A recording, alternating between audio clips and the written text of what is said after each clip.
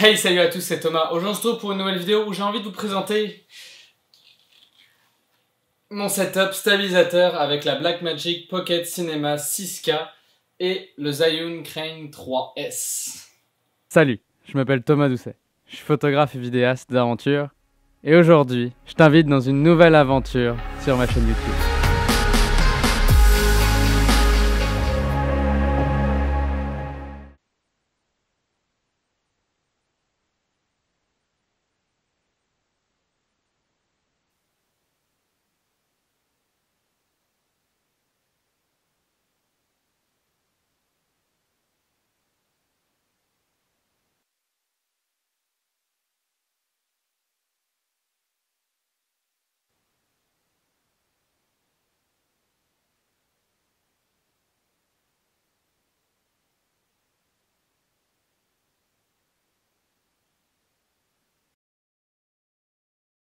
Alors, je sais,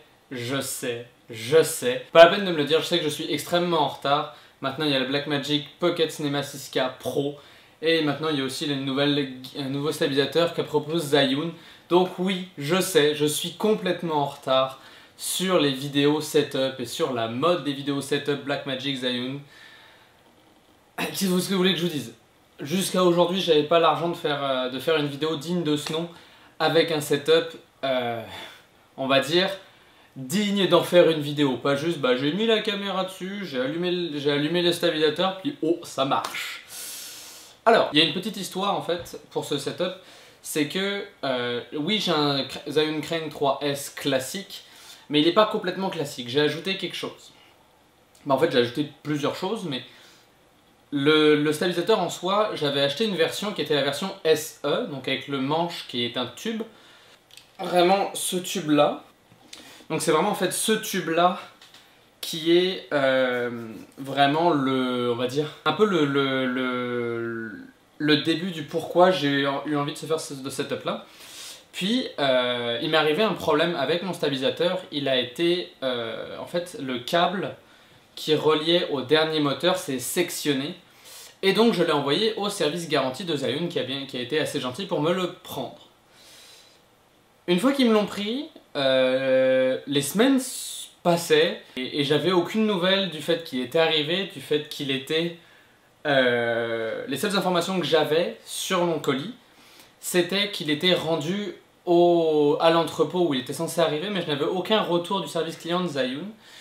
Et au final, j'ai tenté un peu le coup pour le tout et j'ai contacté directement la personne qui gérait mon dossier chez Zhiyun.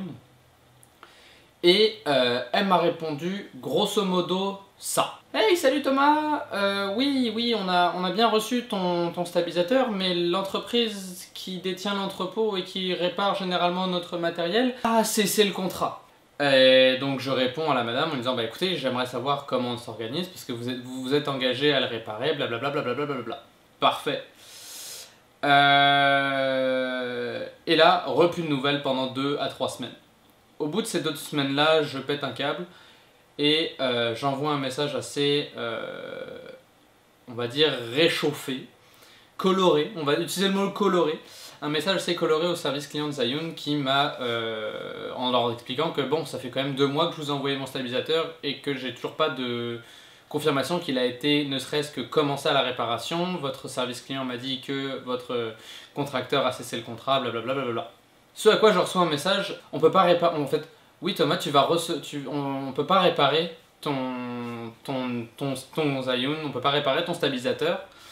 Parce qu'il est dans leurs entrepôts et qu'en ce moment il y a un blocus, mais ce qu'on peut faire c'est envoyer un modèle d'exposition.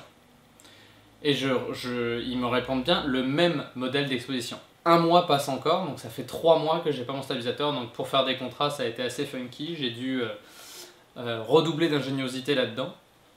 Je reçois un stabilisateur qui n'est pas le SE, je reçois avec la poignée intelligente qui a l'écran et tout.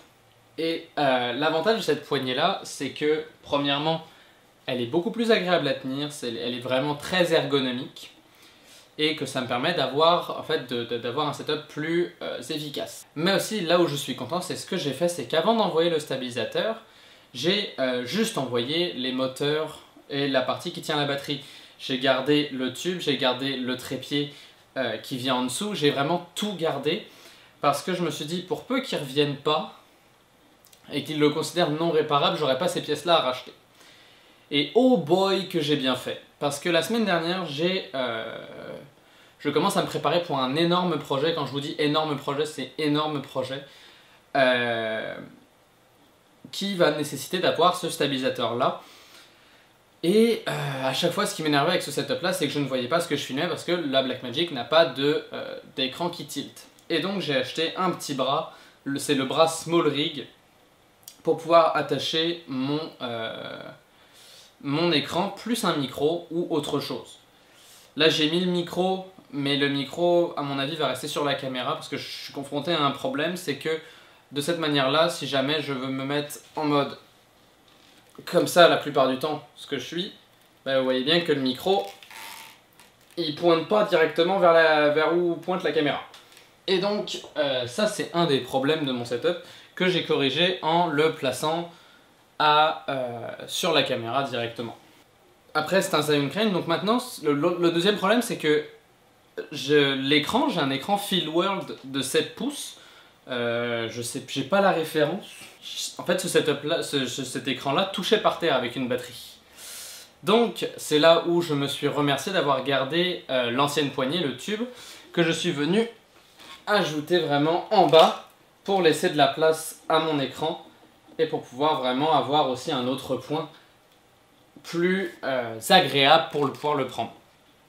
Et tout ça, en fait, ce setup-là, ça me permet de filmer, de voir ce que je filme vraiment, dans peu importe la position. Et pour ceux qui se demandent, je vous ai fait une petite compilation des plans que j'ai pu faire. Et je vous laisse apprécier ça et on se retrouve pour mon avis et tout ça.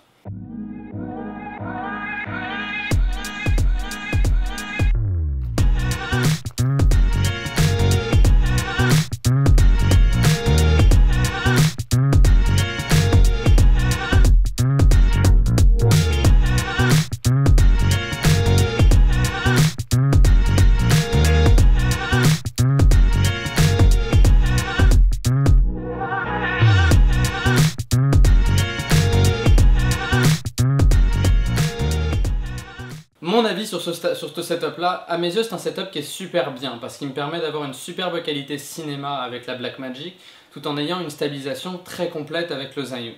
De plus, je peux voir vraiment absolument comme je veux avec l'écran et la petite braquette, en fait le petit bras qui sort pour pouvoir placer mon écran. Ça c'est vraiment un bonheur à utiliser, mais vraiment un bonheur. Et tout ça au final ça donne un setup qui est selon moi très bien. Alors après, l'aspect négatif, c'est ce setup est très lourd. C'est un setup qui est lourd pour un one man band. J'ai pas de easy rig ou de système pour stabiliser, donc oui, ça force sur les bras à la longue. Mais on va dire que c'est pour le mieux parce qu'au final, on se retrouve avec des super images qui sont de niveau professionnel et qui permettent d'avoir la chance en fait d'avoir ce setup là dans un truc qui peut être opéré par une seule et unique personne. Et voilà, c'est tout pour cette vidéo. J'espère que ça vous aura plu. Moi j'ai adoré la faire, j'ai adoré penser et développer ce setup là. Sur ce, je vous dis faites de belles photos, faites de bonnes vidéos et à la prochaine. Ciao tout le monde.